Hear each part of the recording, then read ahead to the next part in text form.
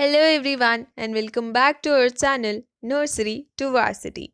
You are watching email writing series and currently we have reached the day 5 of this series.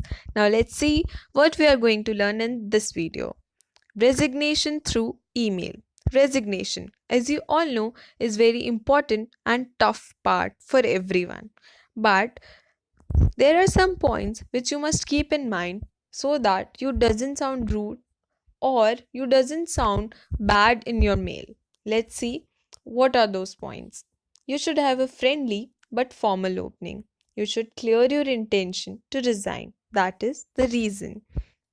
You should thank your employer for the experience. Whether the experience was good or bad, you must thank your employer. You should state the date you plan on leaving. The most important thing is you should never brag about your new job. As I told you in previous videos also, you must end your mail with a warm or kind note.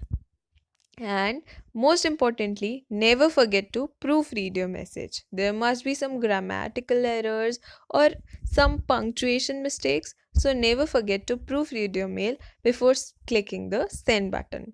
Now, I must tell you that there are many types of resignation mails. The resignation mails can be sent 15 days before, 1 day before, with the reason, without the reason, etc.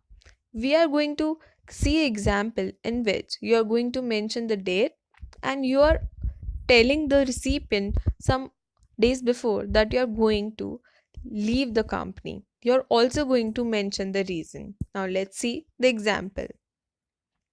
In the first paragraph, you are going to mention that you are going to resign from the company, the date on which you are going to resign, and the reason. The reason must be given in a one line, not more than that.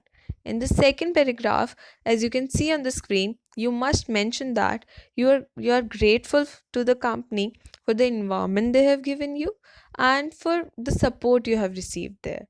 In the last paragraph, you must say that you'll be there for them whenever they'll require you. And you will end by a warm closing. Let's see the warm closing here.